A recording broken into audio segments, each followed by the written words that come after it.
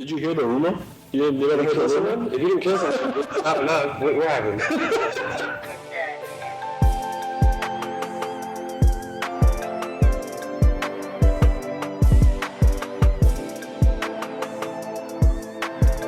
All right, ladies and gentlemen, welcome back to HoopTalk, the podcast. This is episode 3. We're here at Studio D3 in Orlando, recording our third episode.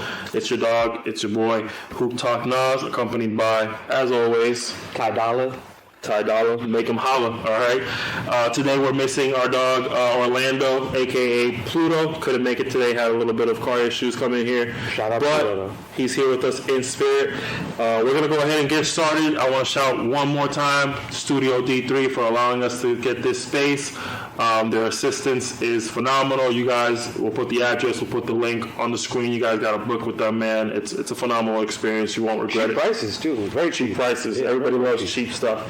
So we're going to go ahead and get right into it, man. We got a lot of hoops to talk about. So episode 3, let's go ahead, check out, man. Let's hoop talk, all right?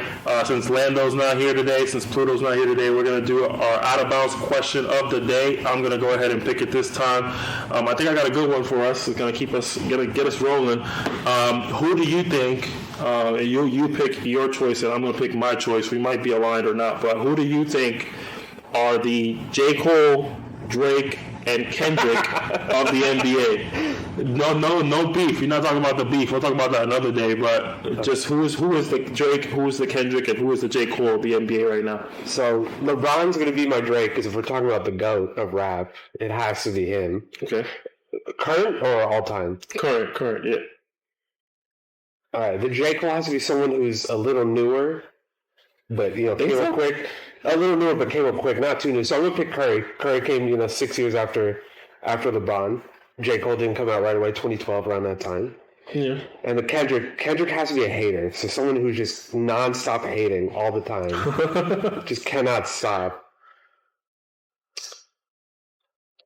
I gotta go Paul George. Paul George? Only because he's such a hater. Really? How? Remember his comments about Dame? Oh, yeah. Bad shot. I mean, he got Jade on for Game, so of course. Yeah, but I mean... You think so? Paul George? You have to... He's the Kendrick of... Not performance-wise, but hating-wise. If we're doing performance, probably like Kawhi. Someone who came up quick and then kind of slowed down, because Kendrick kind of been away for a little bit. And you said Curry is J. Cole? Yeah. Okay. They've got the light-skin vibe. I can kind of see that. I would say my Drake is definitely LeBron. I think our list is going to be the same. Maybe I'm gonna think about it though. But I think I'll put LeBron as Drake. Yeah, he's the GOAT of hip hop right now for this generation, and LeBron is the GOAT for all generations. So especially mine, which is ours. Yeah, our generation. So I think LeBron is the Drake of the NBA right now. The only reason I'm questioning the Curry choice is just because I feel like Curry's really mainstream, whereas J. Cole's very picked off for the most part. He doesn't really, conform to the standards of the media and everything. I feel like Curry is, he's mainstream. He's on the limelight all the time. He's a spotlight. He's a shit talker. He's pretty loud. J. Cole's pretty quiet. That's what I would say. I can see that too. Yeah. But I think Curry's probably the closest. I'll say Kevin Durant. I think Kevin Durant is the J. Cole. I think similar to J. Cole, Kevin Durant has never truly been the best in the genre. I feel like Curry has been the best at some point. True. I feel like KD is the J. Cole because he's quiet, for the most part. He doesn't say much, he just goes out there and does his job. I feel like that's the best comparison. Now, I would say Kawhi is. I think Curry is the Kendrick. Because I think Curry is the Kendrick because he's always phenomenal. Regardless of what's happening around him, he's always phenomenal. But he tends to go take a back seat to other players who are currently on the spotlight. And I think just like Kendrick, he has those hits randomly out of nowhere. You know what I mean? Like you think of the championships before. You know what I mean? He won a championship in 2015. I got that right. Yeah, 2015. Then he didn't win one. You know what I mean? So that year he was kind of a failure because he lost that 3-1 lead after going 73-9. Blah blah blah. And then he comes back, wins another championship. Similar to Kendrick, comes back, wins another Grammy or whatever the case is. Yeah. And then he hiatus for 1 or 2 years. Boom, comes back, wins another championship. Kind of like Kendrick, hiatus for a couple of years. Boom, comes back, another Grammy. That's the fifth butterfly, and he comes out damn. And yeah, so it's like I think Curry is the Kendrick Lamar from my perspective, and I mean you would have to argue that those three are the GOATs of the generation that they're. Yeah, I agree. I think KD is absolutely the GOAT. I only picked Kendrick because I want to find someone that rose up really quick and then just kind of takes some breaks every once in a while, and that's Kawhi. Yeah, Kawhi. I think Kawhi would have been my choice, but then I thought about it. Curry, I think, is a good fit for me at least. I think they're both good fits. But let us know what you guys think, man. Hit us up in the comments. Who's your Kendrick? Who's your Drake? And who's your J. Cole of the NBA? Let us know what your list is like. Bonus question: your Nicki Minaj. Who's Nicki Minaj? Damn, do you want to answer that? Who's your Nicki Minaj of the NBA? Becky Hammond. Becky Hammond, Spurs coach. The Spurs coach. I don't have a Nicki Minaj right now. It's someone who slept on and did a lot, but I can't think of anyone right now. I feel like Sabrina Ionescu is my Nicki Minaj. I feel like she was, when she was at her prime, she was peak women's basketball. Moved right over. But then, yeah, exactly. Now at this point, I agree with that. I like that. I think, Sabrina Ionescu. That's my Nicki Minaj. But let's go ahead and get into it, man. We got a lot of topics to discuss. We might actually be able to run through this a lot faster than we normally do. But here's our hoop topics for the day, man. A lot is going on. College basketball is definitely a trending topic, but it's starting to dial down now that the tournaments are done. But a couple of interesting things happened in the tournament. Unfortunately, we didn't get to release our episode last week because of some audio issues that we encountered. So we had a heated discussion about some college basketball stuff. Unfortunately, we didn't get a chance to show you guys that, but to kind of follow up on that discussion a little bit, South Carolina ended up winning the women's championship. They actually went undefeated this year. So that shout out to Coach, I forget her name, man. What's her name? I forgot to, and I know who it is. Man, I'm gonna look it up because I can't disrespect her like that, man. But I'm not good with names, Coach. So I'm sorry. It's not you, man. It's me. I swear. It's wild though. While you're looking that up, Iowa also only lost one game. Did they really? Yeah, this is a wild year for women's basketball. You know who they lost to? No. It's most likely. It's a championship game, you think? No, I'm not counting the championship game. Throughout the season, they would have been undefeated had they have won. I'm sorry, they would have lost one game had they have won. Okay. Yeah, so now they lost twice. Dawn Staley. I'm not sure if I'm pronouncing that right, but that's I'm not good with names. That's just me. It has nothing to do with the coach. She's phenomenal. But they went undefeated this year, so shout out to them, man. They're definitely going to be a big reason why women's basketball explodes in the next few years, and that's going to be one of our topics for today. The UConn's men's, they did some great stuff as well. They won the men's tournament this year, the NCAA championship. They're actually the first team to win back-to-back since 2007. Shout out to my dogs, the UF, the Florida Gators were actually the last team to win back-to-back. And we talked about that too. Did we really? Yep. Oh, yeah, we did mention that a little bit, yeah. But the UConn men's team, they're the first team since 2007. So that's, 17 years? Yeah. So it's been 17. That's huge. That's a long time. So UConn's always been dominant, man. So shout out to UConn. They're doing big things. I think the UConn coach is actually, I just saw that they hired somebody, but he was in the running for Kentucky's job. Kentucky's head coaching job as well. Because Calipari left, which is going to be a topic for today. But staying in the realm of, I'll actually skip my list here. I'm going to go to Donovan Clingan. I'm not sure how to pronounce it. Man, a lot of names this year that I can't pronounce. I'm starting to feel like Charles Barkley. But Donovan just declared for the draft. There's speculation that he's actually a top 5 pick. He's projected 1, actually. Yeah, I saw an article that said he's projected to be number 1 or potentially be number 1. Sarr, I forget his first name. Alex Sarr just declared for the draft today as well. I didn't add to my list, but I remembered he just declared for the draft. McCain from Duke just declared from the draft. That dude's nasty. He gets a lot of flack online because he paints his nails and he does TikToks. But you saw him during the game when they lost 32 points, I think it was. Yeah, he's tough. I think he should have stayed an extra year, but that's just me. I think with Cooper Flag and the dude from the NBA Africa League or development thing, I think with them two coming, it was probably best for him to leave. Because he wouldn't get any of the time. Filipowski, my dog, Filipowski, he's also from Duke, by the way, in case you didn't know. He also declared for the draft, so that's another one. He definitely needed to go. He's projected to be lottery for sure. I like him, but he needed to go because the dude from Africa, he's going to take that center spot. Absolutely. So that dude's 7'1", I think, 7'2". Yeah, 7'1", I believe. Yeah, he's solid. He's big. He's a high schooler. He's big as fuck. But he had to go because Filipowski was not going to get it. Filipowski was probably going to battle it out and get it anyway because a coach likes him anyway. But split minutes regardless. It was going to be a tough decision to split those minutes because both those dudes need to play minimum 30 minutes. You know what I mean? Filipowski's raw. That's why I'm saying that. I'm not saying it because he's not good enough to compete. And I forgot his name, of course, because I'm bad with names apparently. Today I just can't think of any names. But he's good enough to compete for sure, but he had to go. But in the same realm of women's basketball, man, you worded this yourself, a women's basketball resurgence, man. How about you? You tell me. What do you mean by that, man? What do you think? This has been like the most wild experience these last 2 years.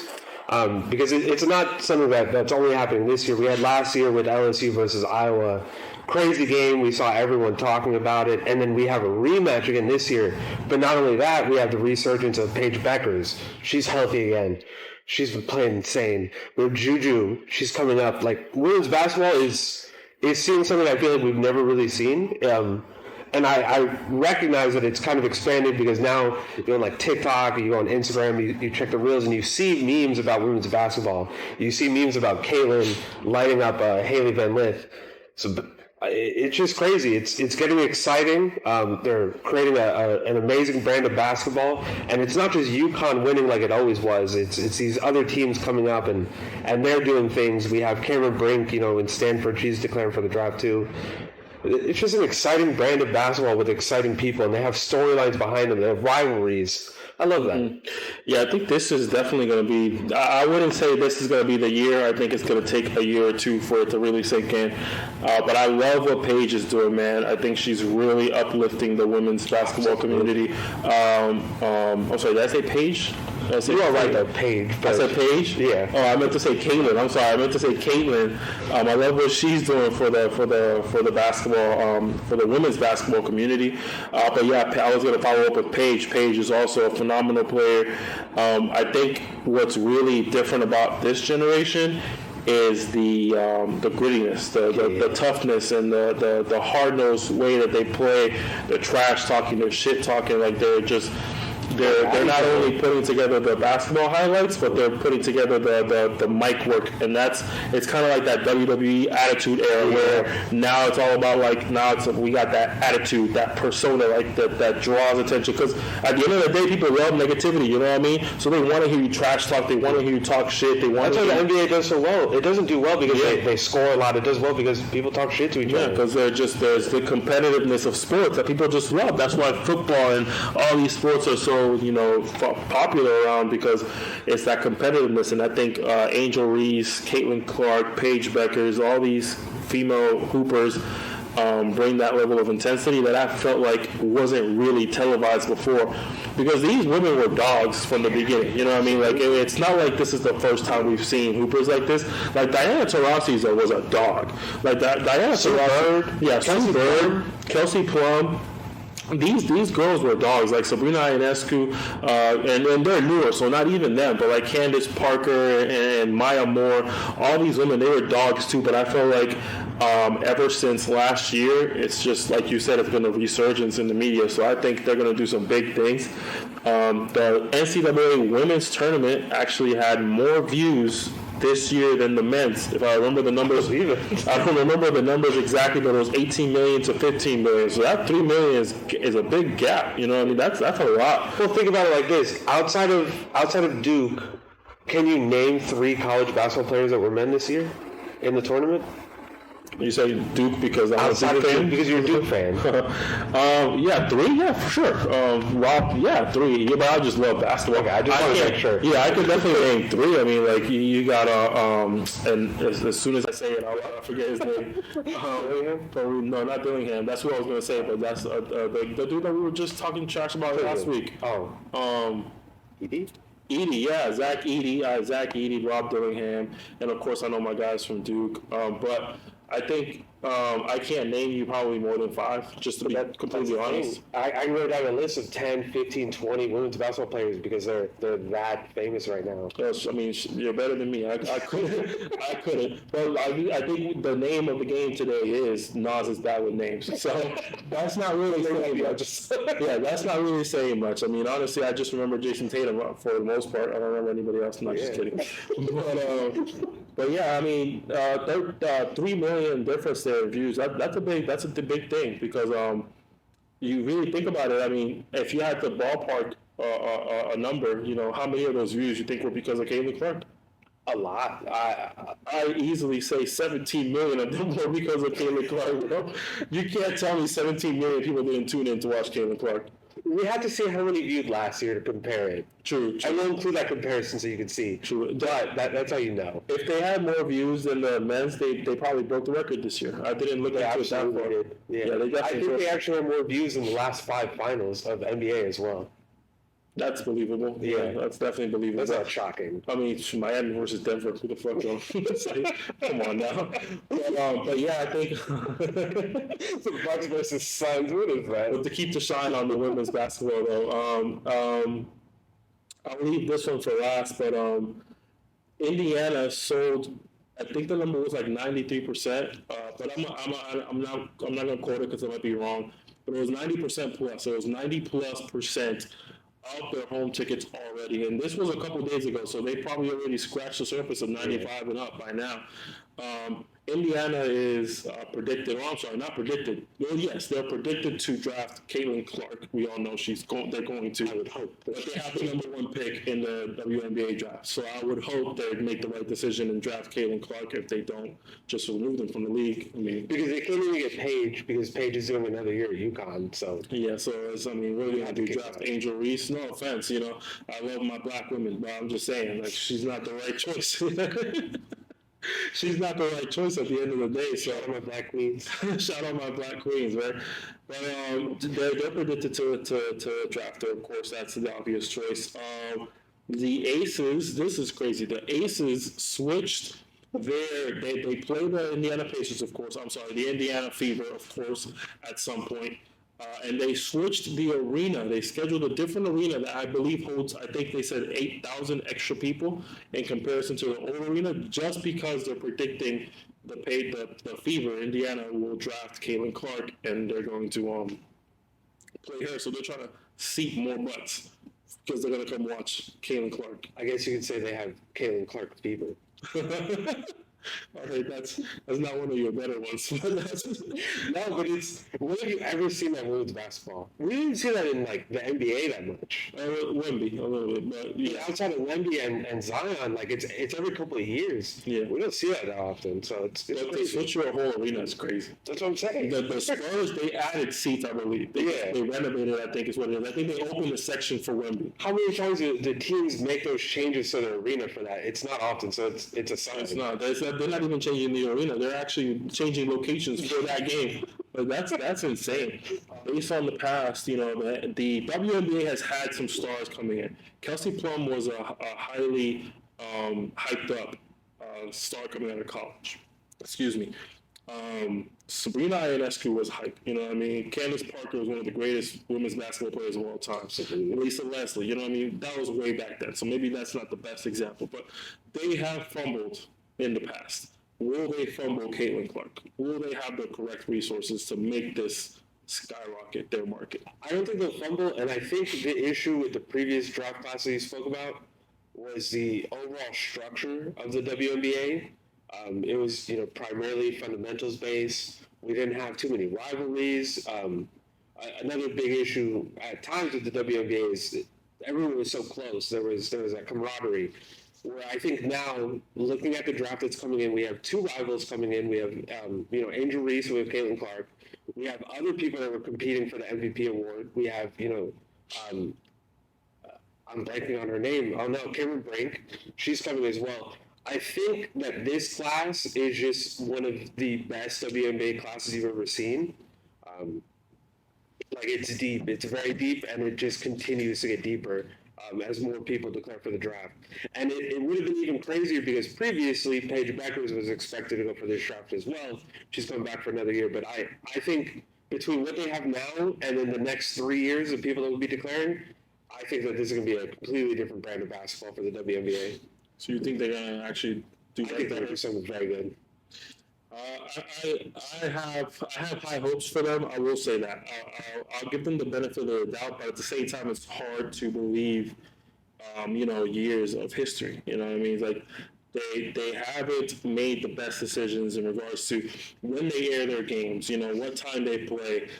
So many factors play a role in marketing and promotion and branding. You know what I mean? Like you got to make the right decisions. Interestingly enough, this wasn't even something that I was originally going to talk about, but interestingly enough, Mark Cuban, I just saw a reel where he was talking about how he had to butt heads with the NBA because he felt like their marketing wasn't the strongest or wasn't the best. So after years of debating back and forth with them, they basically improved their marketing. So I agree with that too. Look at Dirk. Dirk really never got marketed. Yeah, exactly. That's why Dirk is one of those low-key superstars, he's one of the greatest players to ever play the game, but he doesn't have that same level of hype as players do in this generation. So, marketing is a big factor here. Caitlin Clark's going to do her thing, you know what I mean? Even though Diana Taurasi doesn't think so. But Caitlin Clark's going to do her thing at the end of the day, but it's up to the NBA the WNBA to really market her appropriately, and I just don't know if I'm ready or convinced that they are prepared to do so. I think they have all the tools, though. I'll say that. Yeah, I think they have all the tools. Correct me if I'm wrong, but I don't think that the NBA stopped funding them yet. I think I don't think so. Funds into them. So with the NBA's product, they're making money. They have a lot more opportunity, and Adam Silver will probably do whatever he can to put even more money in. I hope so, at least. Lexi Brown, I believe, is her name for the Sparks. She's on Gil's Arena. She just spoke about how the Sparks players, they don't even have access to the gym. They can't just show up whenever they want. These NBA players can show up to the gym whenever they feel like it. You know what I mean? To the practice facility, middle of the night. I think their coaches are probably even required to just answer any call. You know what I mean? If Jason Tatum hits up the coach right now, at this time right now, it's actually 11 o'clock at night, hits him up right now and says, I want to go to the gym and put up some shots because I played terrible today, they have to let him in. You know what I mean? And the fact that the WNBA doesn't have access and stuff like that, it does show up. They don't have the resources. That's my concern. Is they don't have the resources to put these women in the podium like they deserve. You know what I mean? And Caitlin Clark might be the game changer. The Indiana Fever might just make more money than they've ever made in their life. Absolutely. So at least that first season, that's going to be a game changer. So I'm not prepared to really decide whether or not I believe that they have the resources to make it happen. But I'll give them the benefit of the doubt. They might actually be able to do it. I hope they do. I really do, because Caitlin Clark deserves it. All of them do. Angel Reese deserves it. I think Van Lith is going back to college. She's in the transfer portal. I've seen the most TikToks about her. Yeah, she's not a part of my topic, but we can actually bring that up. Van Lith, I don't know how much in touch you're in with that topic, but did she, in hindsight, hindsight is 2020. In hindsight, did she make the right decision by transferring to LSU? Yeah, I joke about her getting cooked, but I actually don't think that any of the schemes that they were running worked against her. The big issue with Haley, I do think it was a good move. I think that they would have won the championship. But when they went against Iowa, Iowa, they started playing drop coverage against Caitlin, and she cooked them every time for it. And it's unfortunate because Angel Reese and their other defenders that they had previously were either injured or not there this season. I don't think that she made a bad decision. They were 2 games away from winning everything. and they lost to like a generational talent. But let's look at her. Let's look at her right now. I mean, but not even just because of. Let me see her college stats. I'm gonna put them up on the screen for y'all. 22 this season. I highly doubt it. But what the heck? But my point with her is like, even though you know they made it far, at the end of the day, it's about her draft stock. I think that's a major reason why she decided to go to the transfer portal. I'm not sure what the rumors are and where they're planning to send her, but you're looking at a player who averaged 19 points per game last season, playing in Louisville. You know what I mean? And she transferred to LSU. Now she's averaging 11. Yeah, right? Yeah. So that's 30 from. She's not the greatest three-point shooter, so that's not really a big. She shot 29% last year, and she shot 34 this year. So she improved. Had that issue, unfortunately. Yeah, but she was a 41% field goal. Now I actually don't know what the standards are for women's basketball. I'm assuming they're probably different from an NBA level. But she shot 41% from the field last year. I just can't imagine that's great. But based on the fact that she's considered a great player, one of the best in college, and her numbers are roughly around that range, that's probably not terrible. However, this year with LSU, she's averaging 37. So that is terrible. So overall, I do think she made the wrong decision. I think she chose to. I don't want to sound negative. I think she chose the bandwagon. I think she chose the bandwagon LSU because they had Flau'jae, they had Angel Reese. You know, they had this championship caliber team. Angel Reese is probably one of the most dominant players in women's basketball, college basketball. So I feel like she chose to bandwagon onto the LSU, and that did not work out for her. She did not have a great season, and I think she's feeling it. She's in her fourth year, though, so I'm not exactly sure where she's transferring to. It's really interesting. I don't know with men's because I don't pay attention to this too much, but with women, they're able to do an extra year. Yeah, men's can do 5 years or two. Yeah, you can do 5 years. It's just, it's not... It's all about draft stock. I'm going to go right back to it. It's all about draft stock. Is that really a good look? You got to do 5 years in college. We're going to see if it makes or breaks her. Because with Paige, she has the excuse of getting injured twice. Haley, I mean, she even played for Team USA. I don't know. If she would have stayed at Louisville, there would be nothing stopping her from averaging 20, right? And if she would have stayed in Louisville, worst case scenario, she got knocked off from the tournament at some point. Best case scenario, she's the game changer that lifts them up to a better potential in the tournament. You know what I mean? Her draft stock goes up. She declares for the draft, and she's a top 5 pick, in my opinion, top 3. Haley, if you take Haley, we're going top 5. You don't think she's going top 5? I don't think that she ever was. That draft is stacked. Haley was one of the best college players of last year. I agree, but she was never top 5 in a draft. Even if she were to get better, if she stayed in Louisville and got better, you don't think she? No, I don't even. I think if we were to go back and check before she left, I'm not certain that she was a top 10 draft prospect. Especially because back then people thought that Paige was going to be going to the NBA, so it's another person. I don't even know how many WNBA teams there are. I don't even think there are 10 picks to go around. 14, I think. 14 maybe, but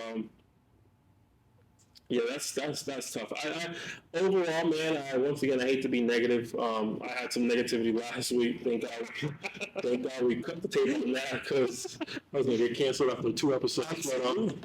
But overall, I think she made the wrong decision. I think going to LSU was not the right decision. I think it was good for LSU. For sure, to get that level of player, but in hindsight, like I said, hindsight is 2020. I think it was a bad decision. But she could have never known. Right? There's no way. But Flau'jae is tough, man. You was competing against Flau'jae for minutes. Like, come on now, Flau'jae. She's a best shooter. She's a bucket getter. She's also a very good defensive presence, but she can't do both consistently. Flau'jae's their best defender. When it comes to guards, that's their best defender. So I mean, you can't put on Caitlin when she gets in foul trouble, and then you miss out her score, what you need. Can't go back in time, man. But Haley, I think you made the wrong decision. Shout out Haley. I did skip over this, but to wrap up the college talk, Bronny declared for the draft, but is also keeping his name in the transfer portal. What do you think, man? What is this? What is he doing?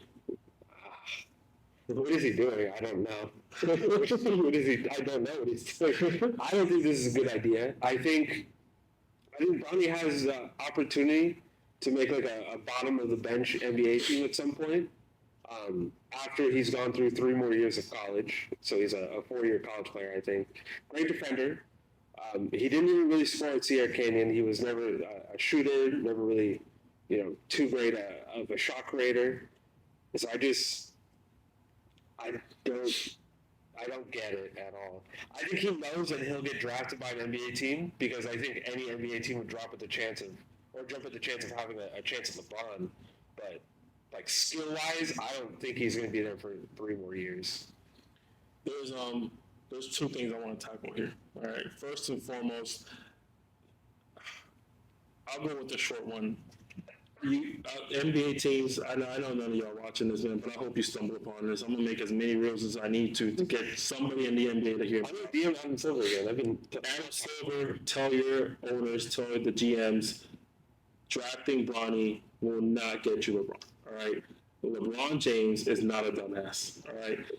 LeBron James is knocking on everybody's door that he wants to even consider playing for. You know what I mean? So, like, if the idea of Bronny being a leverage maker here, it's not just for anybody. Like, I'm sorry, Utah, you don't have a chance. You know what I mean? Like, I'm sorry, Portland, you don't have a chance. You know what I mean? Like you have to be realistic. Like, if you're gonna have a chance, you got to be like. I'm gonna tell you right now, just based on the bottom of the barrel teams right now, San Antonio, you got a good chance. I like your chances. You got San Antonio, I like your chances. Not just because of Wemby, like LeBron loves pop, so he said he's wanted to play for him before. Yeah, so San Antonio, I like your chances. Portland, cut it out. Memphis, cut it out.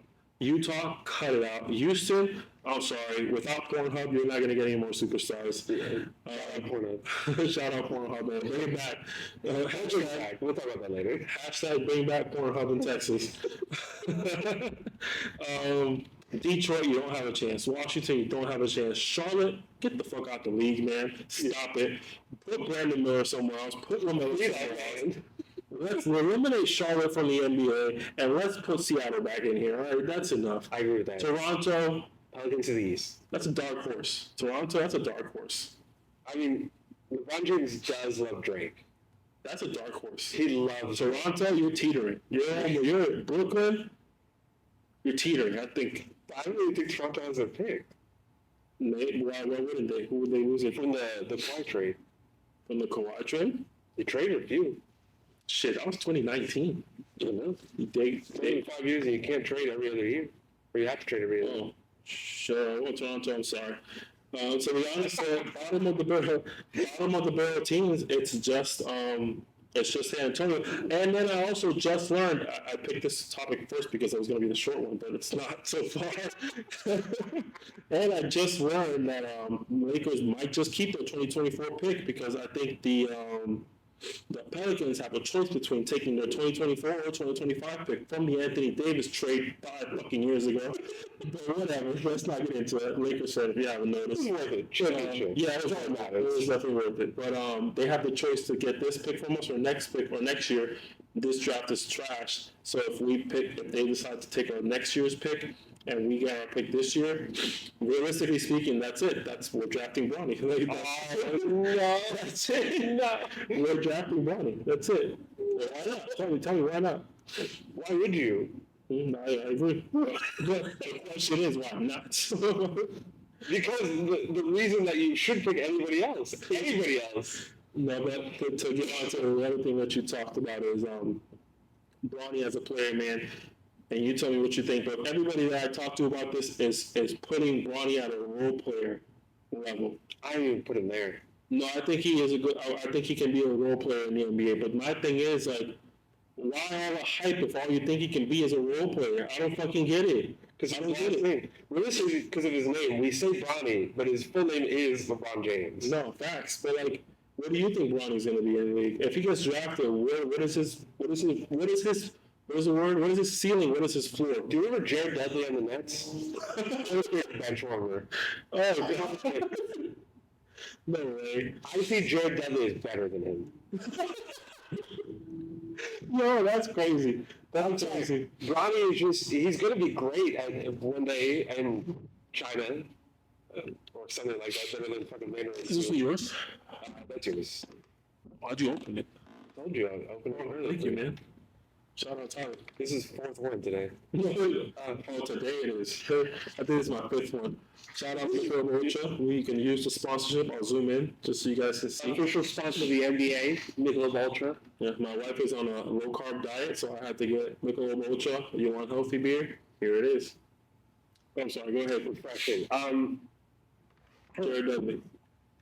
Yeah, honestly, I think if you put Jared Dudley and his current skill set at the same age as Bronny, and you compare them to each other without giving a name, I think everyone would pick Jared Dudley. I don't think there's a single person. Jared Dudley just... I don't want to keep talking about Jared Dudley. Bronny, he just hasn't figured out yet. He's very young, and I think there's an issue with like these star players and you know, kind of training their sons. They have such high expectations where he knew from a young age he had to go to the NBA. And I mean, I just don't think he has a skill set for it yet. I just think he needs time. But he's going to go to the NBA because everyone's pushing him to go to the NBA. And someone will draft him, and it's a mistake. Unless you're using like a late 2nd-round pick, then it'll be fine. What are the chances you draft like a Jokic, Isaiah Thomas, Draymond Green, you know, the 2nd-round guys that do turn into something? Fred VanVleet. Yeah, you never know. I think Fred VanVleet went undrafted. Yeah. But you never know. You're right. I do think Bronny has role player potential. I do think that he's a solid defender. He's a great defender, in my opinion. Which I have a lot of good things to say about Bronny, to be honest with you. But I'll give him his props. He is a great defender, at the very least. He's super athletic. Well, of course, his name is LeBron James, after all. And he can knock down a shot. He's not like a shot maker. He's not like a shot creator.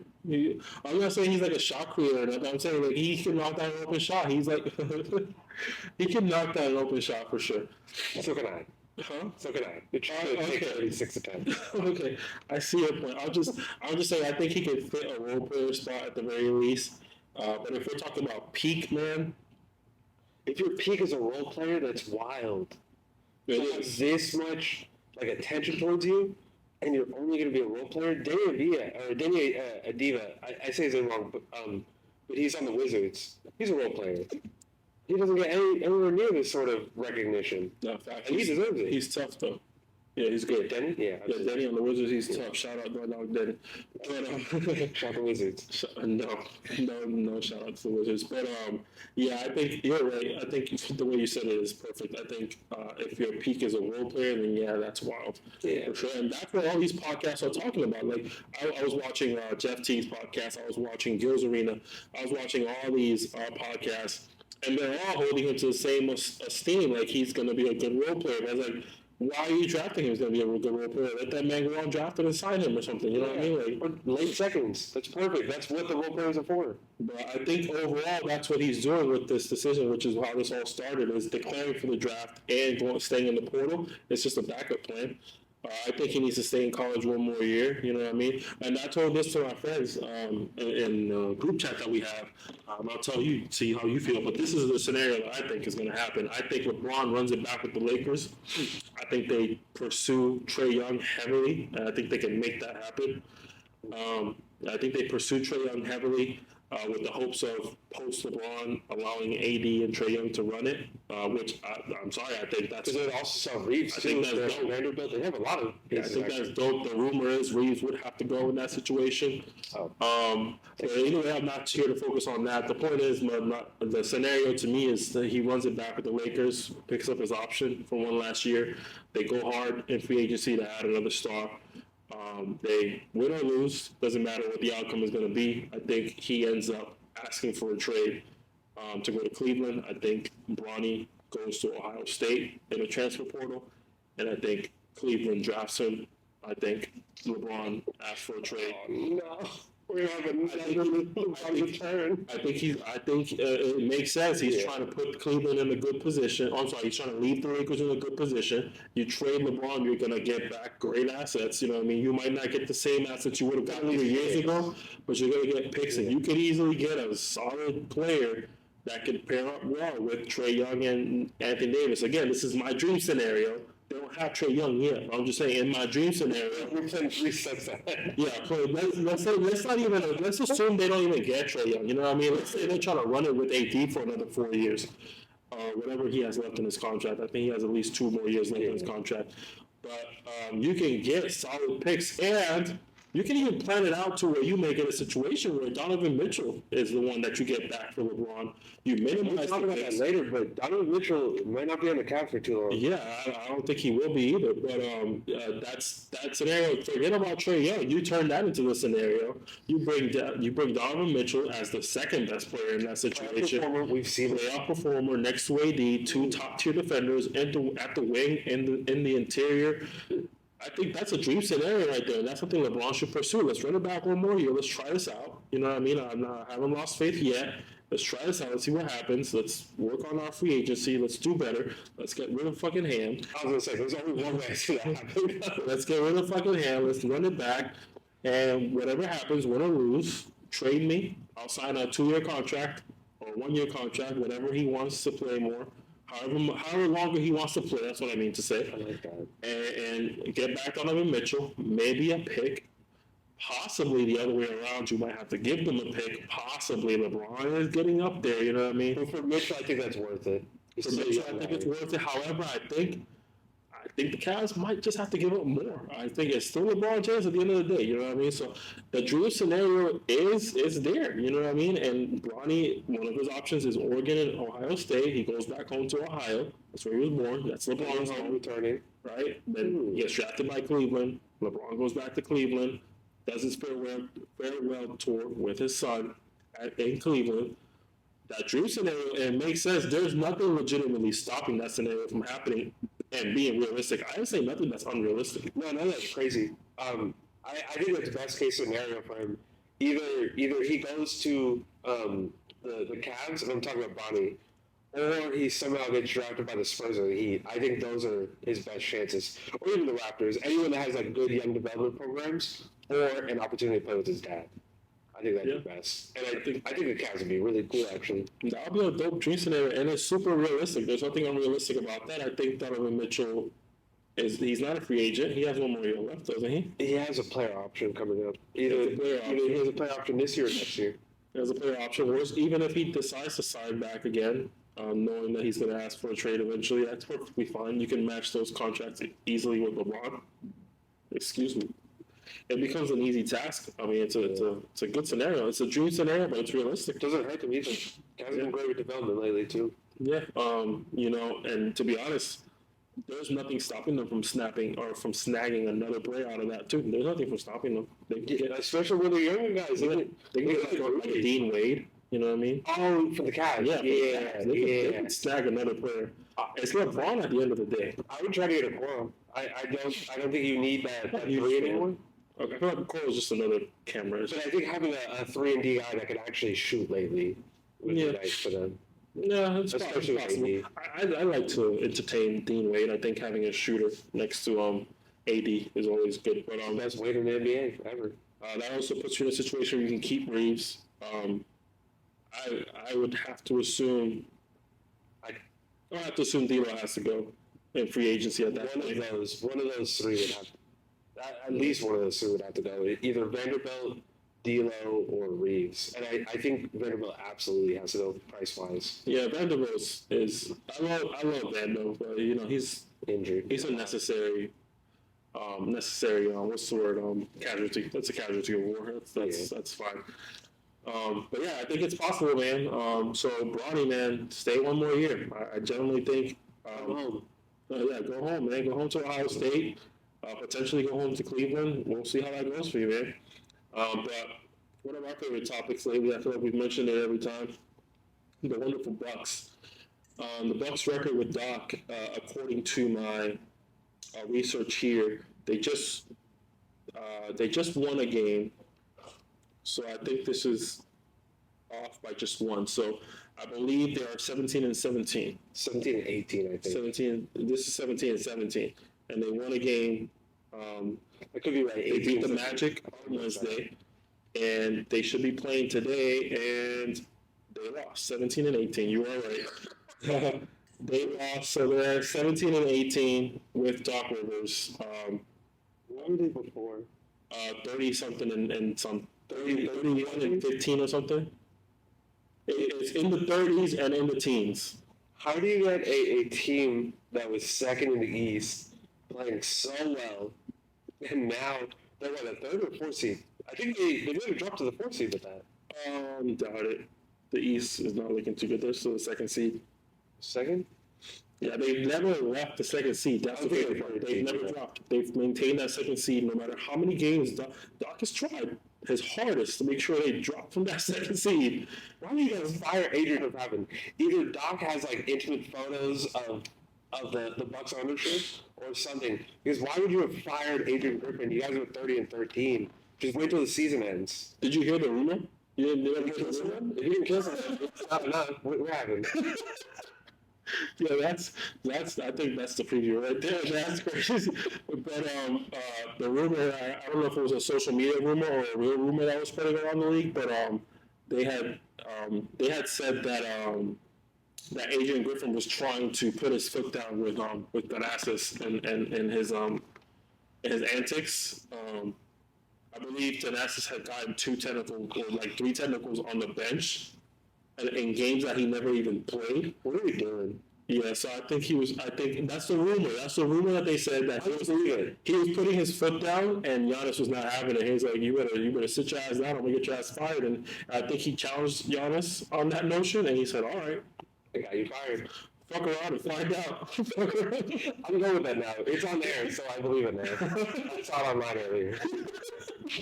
Yeah, that was a rumor when the trade first happened. I saw tweets about it. I saw like social media. So I think it's just a social media dummy little thing that was coming out. But if it's true, that's crazy. Why would they lie on the internet? Why would anybody ever lie on the internet? No facts. You should believe everything you see on the internet. To be honest. But no, I mean, I think it's wild, man. I'm gonna be honest with you, bro. Like, Doc is ass, low key.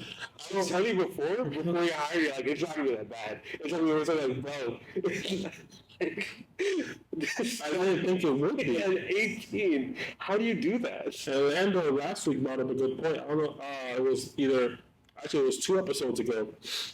Technically, it would be our last episode because we didn't come out with an episode recently. But he had brought up a good point that Doc is struggling to coach Dame because he's never had a player like Dame. Which, I mean, that's a realistic take. I believe that. Up until you said that, I never even considered that. It's a realistic take because you look at Chris Paul, you look at Rondo, you look at even James Harden wasn't the real James Harden at that point with Doc. So realistically, Doc is just, to me, excuse me, I keep burping.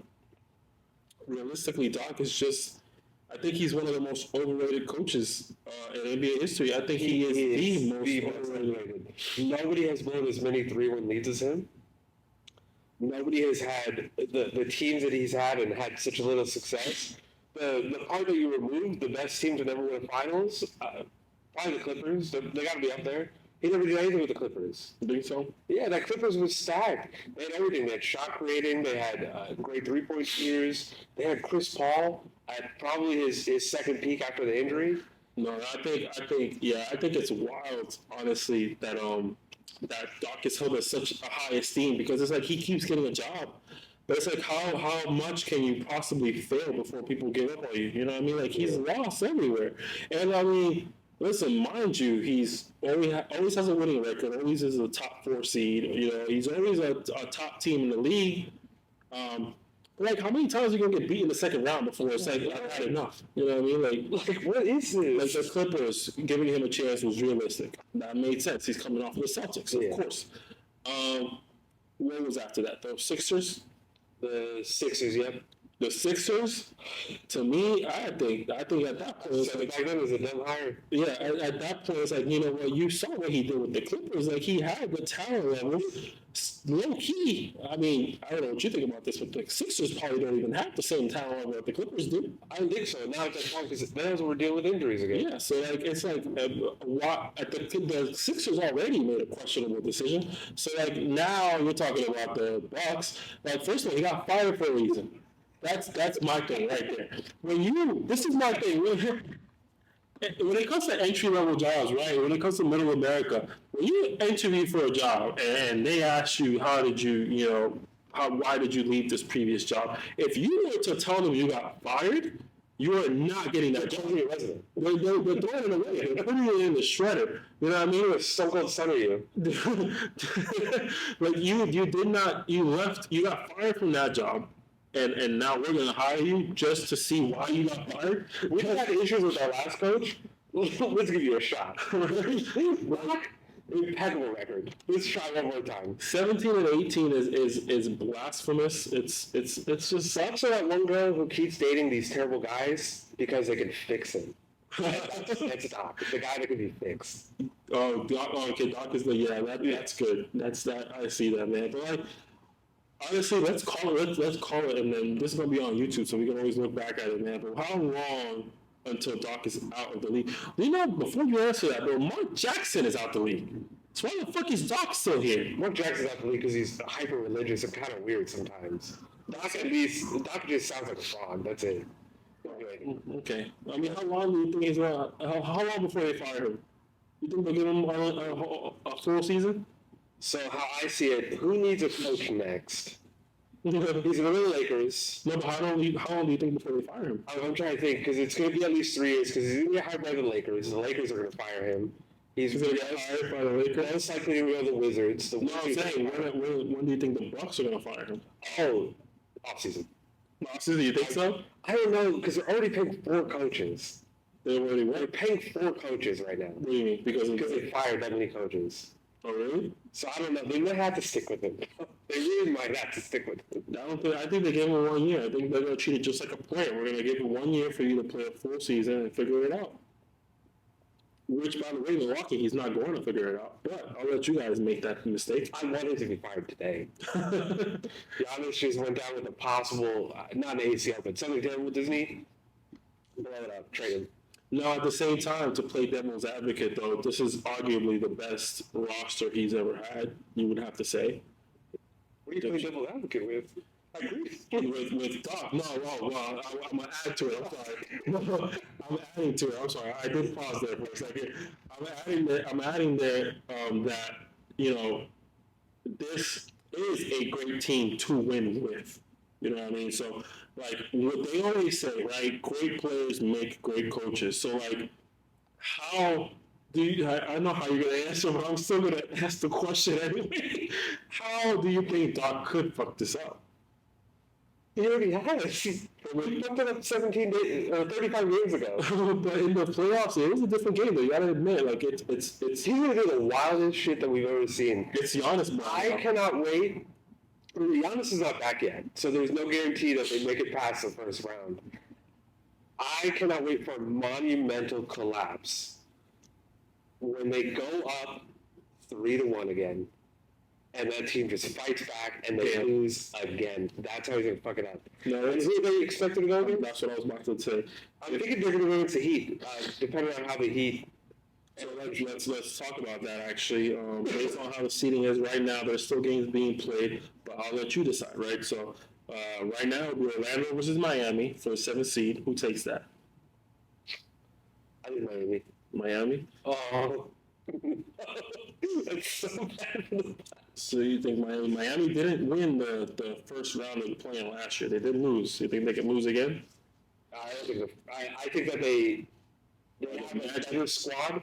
They're going to need some Magic who are still fresh in the playoffs. And Magic are better than the Hawks were last year, in my opinion. So I think the Magic could pull it off. I'm not saying that they can't. I trust the Heat in the playoffs right now. So and I think the Heat see an opportunity to go against the Bucks rather than going against the Celtics. So they're going to do everything, especially knowing who their coach is. So Stock was coach. So the Bucks would have to see Miami in the first round again. And how did that go last year?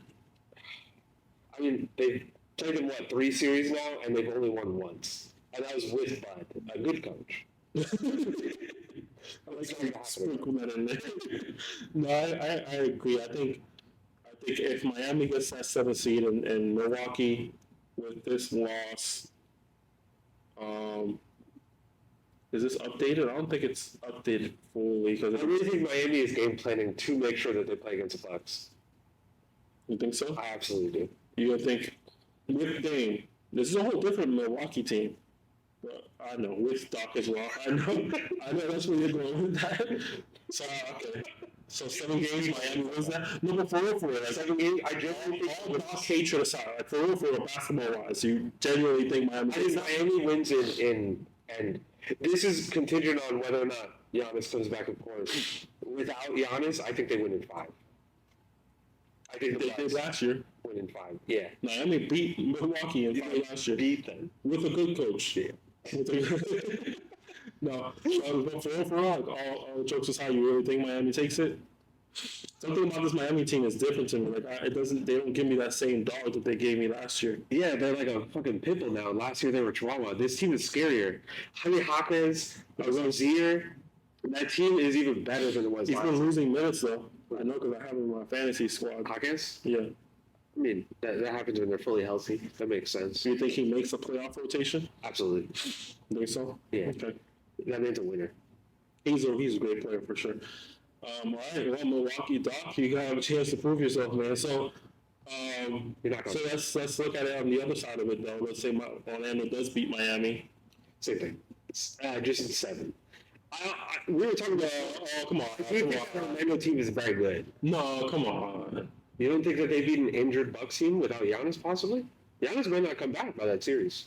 So that's the word is that I'm assuming that he's not coming back. The word is that they're optimistic that he's going to come back for playoffs. That's the last report that I got. Who said that? The fantasy app. Who reported that? I watched that interview. I don't know, and then Pat Bev said it on his podcast too. Do you know who reported that? Doc. Yeah, Dr. Rivers. I think he did. He's like a doctor. Okay. Okay. So there's two sides of that then. Okay, so then injured Milwaukee without Giannis. Injured Milwaukee without Giannis, I think they lose to Orlando and to the Heat. Not injured Milwaukee with Giannis just coming back. I think it goes to 7 no matter what, and I think that they have a chance of winning Orlando. I don't think that they win against Miami just because Giannis come back from injury. They're not going to play him, full minutes right away, especially with the injury he had. Orlando's a great team. I'm an Orlando native fan. Orlando's a great team, but like healthy Bucks. Even if Giannis is not 100%, if he comes back, he's good enough. That's what I said. I think Bucks win in 7. Sit 5. I don't think. Well, and let's look at it. Just for shits and giggles, let's say some shifting happens. Oh no, I can't. Never mind. It's Orlando versus Miami. It has to be. Yeah, that one got locked in. Yeah, it has to be. Okay, so yeah. And then Chicago versus Hawks. Yeah. All right. Well, then I guess that. And I don't think the Heat want to play against Boston. I think that they're going to do everything possible to ensure that they don't have to play against Boston. Doc, prove us wrong, man. Strong. Yeah, prove us wrong, man. It's your time to shine, man. Let's prove the world wrong, but you can get it done, man. Show them you can get it done. I didn't have optimism. And moving on, man. Yes.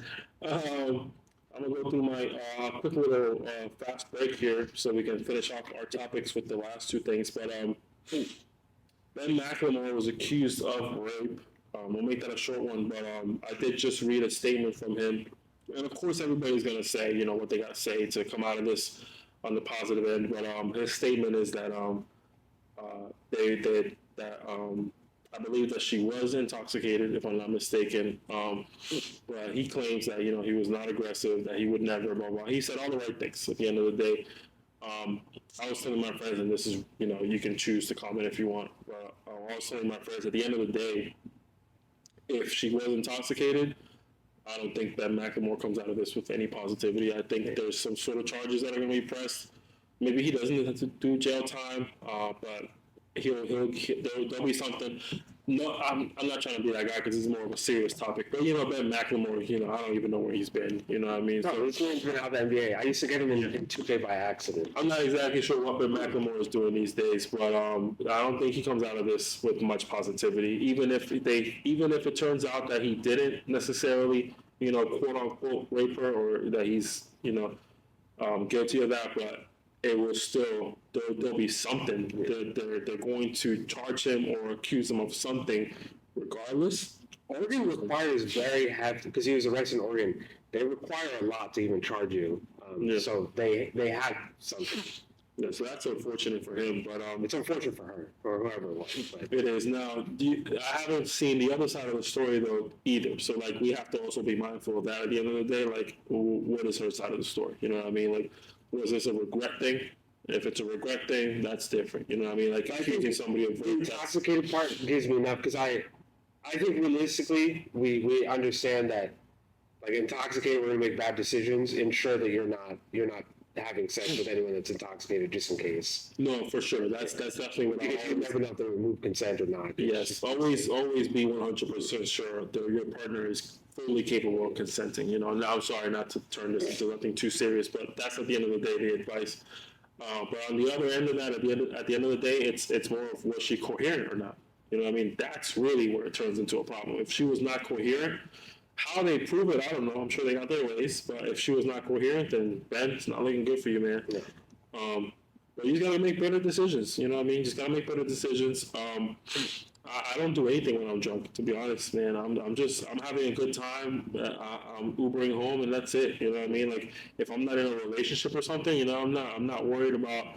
When I was single, I'm damn near married now. But when I was single, I'm not trying to take anybody home or nothing, man. I'm just trying to have a good time, man. You can't consent when you're intoxicated. It's impossible. Yeah. Even you yourself, if something want to happen, you can't even consent yourself. Exactly. I'm drunk. I might not even be able to remember fully. To be able to defend myself. So the other thing is, if he's, and we'll go past this after, but if he's willing to admit that she was intoxicated, usually that means the truth is a little worse than what it is, because people will only sprinkle little bits of it. Yeah. I'm not saying this is happening in the case or anything, but usually. Yeah. Something definitely is happening there to make her want to come forth with this, for sure. I also don't know how recent that was. Do you know when it actually happened? Oh, well, moving past that topic, Adam Silver might ban Jonte Porter for his betting scandal. For those of you who don't know, we'll put up a little explanation or an article if we can find it. But Jonte Porter was accused. Nothing has been proven yet, but it makes logical sense. So, not trying to be that guy, but he's probably guilty. Who has ever bet on Jonte Porter ever? Huh? Who has ever bet on Jonte Porter? Right, exactly. So he was accused of some sort of what's the word I'm looking for? Some sort of sketchiness with some of the sports betting props. Apparently, there was an increase in Jonte Porter props selected on specifically 3-pointers. Yeah, specifically 3-pointers and other things. And they're saying that he specifically chose to either miss or come out of games, or he would say he was sick or something, or an injury that wasn't really there. So. That's the accusations. Jonte Porter is being accused of manipulating the sports books in a way. And it's not looking good for him, because Adam Silver is saying that if he is found guilty, that he will give him a life ban, which is appropriate at the end of the day. I don't think that's enough. I think the only way to really fix this situation is to also ban Michael Porter Jr. Why? Until LeBron leaves the Lakers. Until LeBron leaves off of the Lakers, ban Michael Porter for a year or two. I'm confused on the correlation here. What's for brothers? LeBron? No, Michael Porter. What did you have to say with LeBron? Why does LeBron have to leave the Lakers? Just until he leaves the Lakers, Michael Porter should be banned. Once LeBron leaves and he goes to the Cavs, Michael Porter can be reinstated. Why is that the time frame? No, I don't get it. I think that's the most fair. Are you also a Lakers fan? No? Okay. You're a LeBron fan, though? You trying to make sure nothing stands in his way. Man, just fucking vegan and breeze. I mean, shout out my dog Jonte, man, because I definitely bet on you a couple times, and I definitely hit. So that's. Check your DMs. I responded. Thank you for checking us out, man. Calipari goes to University of Arkansas. I'm gonna just ask you a straight up question: Is Calipari overrated? I have a weird view of a lot of these coaches, even Coach K with Duke. I understand that they're great at recruiting. They're obviously great at coaching, but it's very weird that they don't win as often as realistically you think they should with how strong their draft classes are. It's kind of so Duke wins relatively often though. Duke just won a championship in 2015. For college standards, that is very close. It's only every year. Yeah, but you expect more with how like heavily regarded they are. They won with Austin Rivers too. That was 2012. 3 years before. No, I know that's great. It's just been 10 years since. Calipari, on the other hand, that is, I think you guys mentioned that he won with Anthony Davis. I don't recall Anthony Davis winning a championship. You know what? I'm gonna look it up right now. You don't have to look it up. Why not? Because you're just right. Yeah, I don't think Anthony Davis won a championship. But either way, like how many championships? Okay. Either way, how many championships do the Kentucky Wildcats even have? Like aside from that, I don't remember the last time Kentucky won a championship. And like you said, Kentucky is probably one of the biggest teams when it comes to recruiting. They have the top tier recruiting classes every single year. They do the best every single year with all these teams. Man, there was a year that they had freaking Cat, Devin Booker, Willie Cauley-Stein, who didn't have the best NBA career, but he was a primetime college player. You know, the Harrison twins. You know what I mean? There was a year where they had De'Aaron Fox and Malik Monk, and I don't remember if it was that year, but I think they also had Bam out of bio. I don't think so. I don't know if Bam was there that year or the year before. I don't think so, but yeah, I was wrong. He is an NCAA champion. Good for you, AD. I for some reason I didn't know that. Scored 6 points that game. That's crazy. But Calipari to me is overrated. I mean, that's one championship. Let's look it up right now. To me, I don't think Coach K is overrated because I mean I feel like the Duke Blue Devils are actually winning at a much more frequent rate than the Kentucky Wildcats are. But let's check it out right now. Kentucky Wildcats championships. Let's see if this gives me a list that I can actually. 2012, their championship before then was 1998.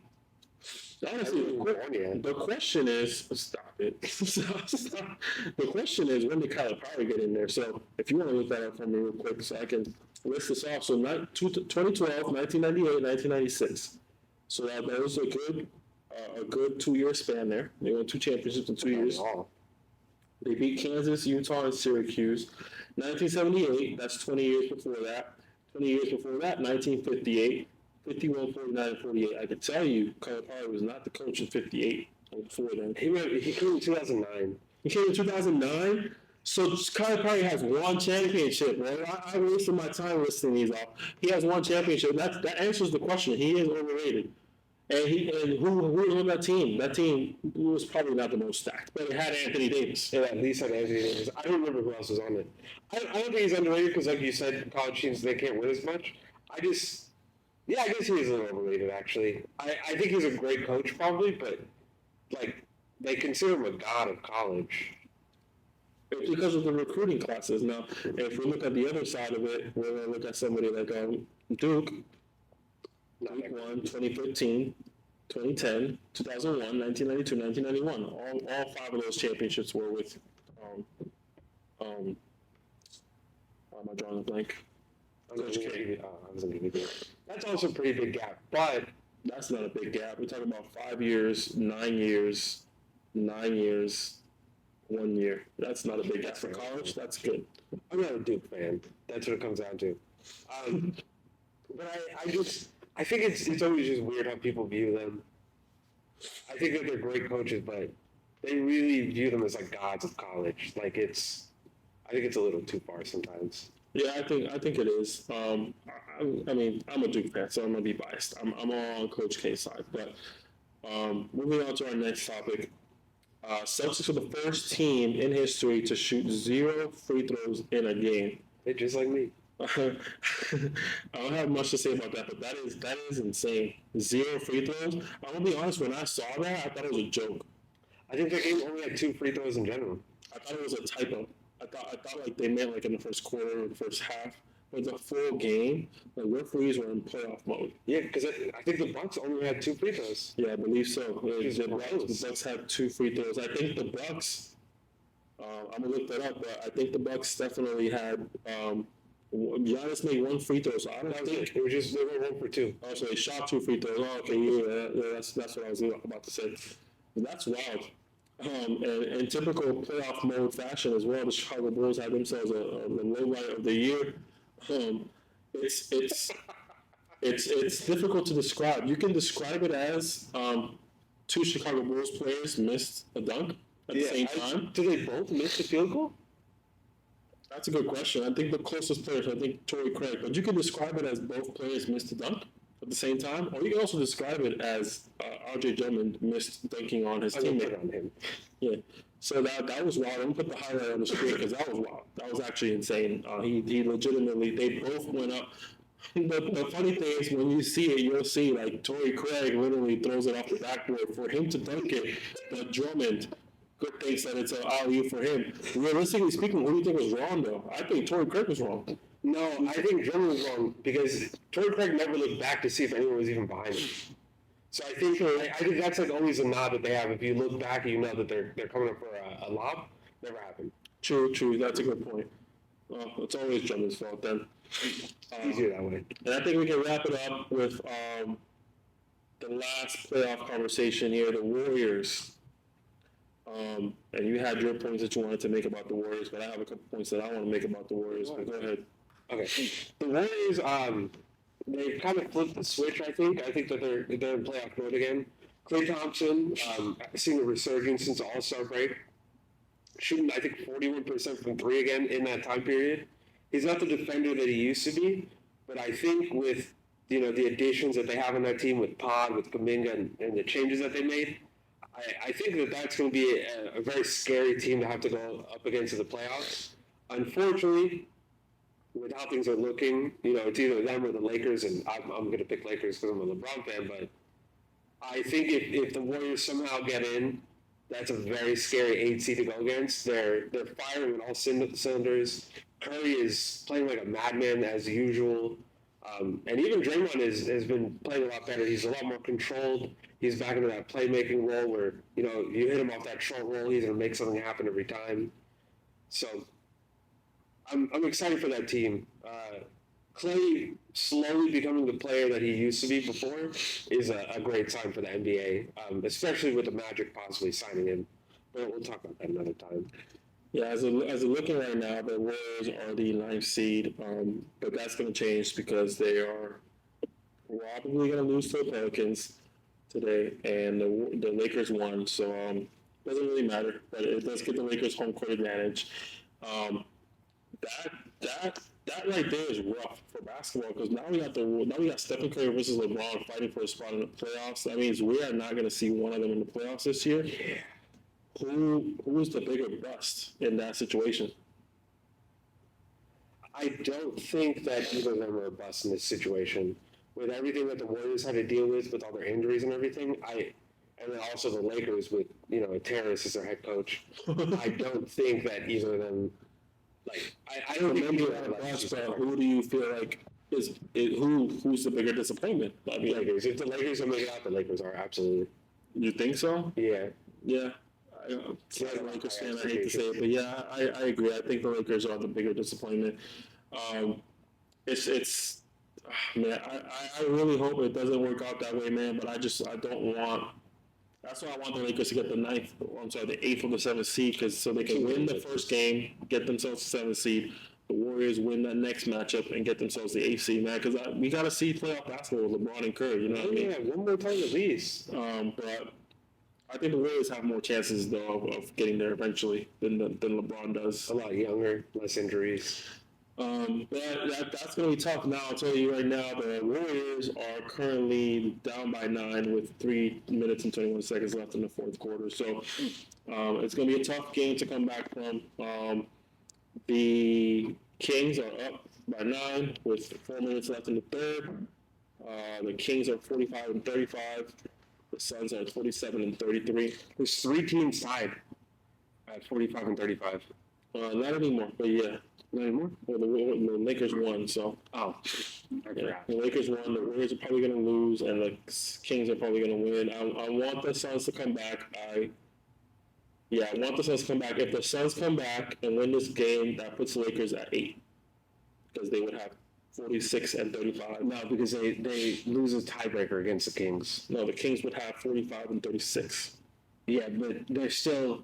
Yeah, you're right. Actually, I wonder. Yeah, the Kings would have the worst record because they're tied right now. So if the Lakers Kings lose, also need to beat the Pelicans last, and then the Lakers have to beat the Pelicans last, and then on Sunday the Kings will play the. Isn't the Warriors? No, the Blazers. Damn. So that's an almost relatively easy win there.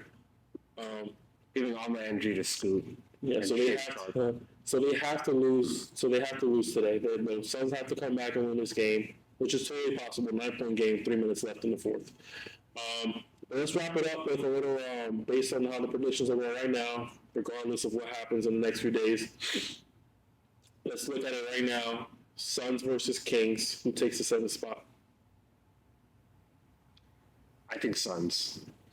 I think Suns as well. I think the Suns take it. The Suns are such a disappointment, but I do think so. I think the Suns take it. I think they win that game, personally. Warriors versus Lakers, who takes the 8th spot. In this scenario, technically, the Lakers would have home court. I'm basing it off of last playoffs, so I'm going the Lakers. But that's going to be a fun match. That's going to be a fun match for sure. Win or go home. That puts the Lakers versus the Kings for the 8th spot. Lakers, 100%. Even though historically the Kings are much more dominant against the Lakers. We just have to hire Tim Donaghy again one more time. Yeah. But in the playoffs, I just don't think they're prepared for in a playoff environment. Even though it's a play-in in a playoff environment now, that puts Denver versus Lakers 7-game series. I think that's the best opportunity for them to win. I don't think that they're going to win. I'm not saying that, but I think a fresh Lakers is a much better chance against the Nuggets versus them going through 2 to 3 7-game series, because you know it's going to go to 7 most likely. They're gassed, they're tired. Oh man, fucking LeBron's about to get his pension finally. I think Denver takes it. I'll put my money on Denver, but I don't think it's unrealistic that the Lakers could win that series. If they come out of that, I think they win. If the Lakers beat the Nuggets in the first round, they're winning a championship. Yeah, because they're going to be, first of all, they're going to be so high. All of them are just going to be the biggest morale possible. I think that they're going to go in, and everyone that they play afterwards is... There's nobody standing in AD's way. There's nobody in AD's way. Because after that, they go against most likely the Mavs or the Clippers, which I think is a good matchup, but I think that they're going to get past that. That's a tough matchup, though. The big man lineup is tough. Yeah. Lively and Gafford. But then that puts Minnesota versus, we said Phoenix, so who comes out of that? I want to say the Suns, but I don't trust them right now at all. I think because of lack of experience, I think the Suns come out of that. Yeah, that's exactly why. He's been to the finals. He's been to deep playoff runs. KD is a champion. Also, Bradley Beal on the Wizards, he had some good runs against the Celtics. I think the inexperience will play a role there for Minnesota, and I think they will fumble it, make mistakes that they just are going to regret and lose that series. It's OKC versus New Orleans. OKC. I win that, absolutely. Yeah, OKC for sure. I have no doubts about that. Yeah, I don't have any debate on that either. This one's the tough one. Clippers versus Dallas. That's going to be a good one. Bro. Healthy. Everybody's pretty good right years, they've played against each other 3 times in the playoffs. That's wild. Really? Yeah. The Clippers have won the majority of those, though, haven't they? No, the Mavs won once. You might be right. I think it's 2-1. I think the Clippers won the majority of those. But I'm gonna say, so they made some comments about Kawhi. He might not be fully healthy for the playoffs. He has a knee issue and also a thigh issue. Yeah. I'm gonna go against them. I'm gonna pick the Mavs here. I think healthy, the Clippers take that. I think you remove one of their stars, and the Mavs take it. Yeah. Without one of their stars, there's not enough firepower to stop Kyrie and Luka. With Kawhi, Paul George, and James Harden all playing at their full capability, and Westbrook as an X factor, and James Harden take that. James Harden, I said James Harden too. Oh, man. He's gonna. I think they take that. And now we got the East. We already talked about Orlando versus Miami. I think Miami's going to take that for the 7th slot. I agree. That puts Chicago versus Atlanta. I think Atlanta takes that. Yeah, I think Chicago, they just doing too many injuries. Yeah, they're doing too much. Yeah, I'll give it to Atlanta. Devontae Murray's been tough. Trae Young is back as well. So, yeah, I give that to Atlanta. That puts Atlanta versus Orlando. So, you think Orlando takes that 8th spot?